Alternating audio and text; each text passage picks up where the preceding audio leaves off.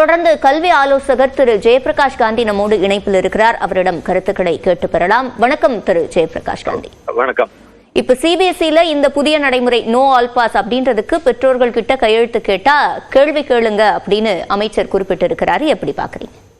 இல்ல, கண்டிப்பா தப்பு கிடையாது. ஆக்சுவலி இது வந்து அன்னெசரி பிரஷர். அதாவது 5, 8வது ஒரு எக்ஸாமுங்கிறது ஃபைல் பண்றதுங்கிறது தேவையற்றது. அப்போ இனிமேல் அந்த டியூஷன் சென்டர்ஸ் ஜாஸ்தி ஆகும் 5th, 8th ஸ்டாண்டர்ட்லயே. மற்ற எந்த ஒரு ஆக்டிவிட்டிஸுமே இருக்காது. ஏன்னா எல்லா ஸ்கூலுமே ரிசல்ட் காமிக்க வேண்டிய சூழ்நிலையில இருக்கும். அப்போ இந்த இப்போவே நீங்க பாத்தீங்கன்னா நிறைய 11th and 12th no culturals, no sports. அப்ப இது 5th ஸ்டாண்டர்ட்ஸ்னா ஒரு தனித்திறமை அவங்களுக்கு இன்க்ரீஸ் பண்ணதுக்கு வாய்ப்பே இல்லாம போயிடும். இனிமேல் ஸ்கூல்ல only it is like factory மாதிரி ஆயிடும், educational factory. Up to 8th standard வரைக்கும் ஒரு ஸ்டூடெண்ட்டுக்கு ஃப்ரீனஸ் கொடுக்கணும், அவனுக்கு இருக்கிற திறமையில மேம்படுத்தணும். இதுதான் குறிக்கோளா இருக்கணும். அவனை போய் ஒரு ப்ரெஷர் பண்ணி நீ ஃபெயில் ஆக்கிடுவோம், நீ மார்க் கம்மியா வாங்கினா அப்படிங்கிறது எல்லாம் தேவையற்றது.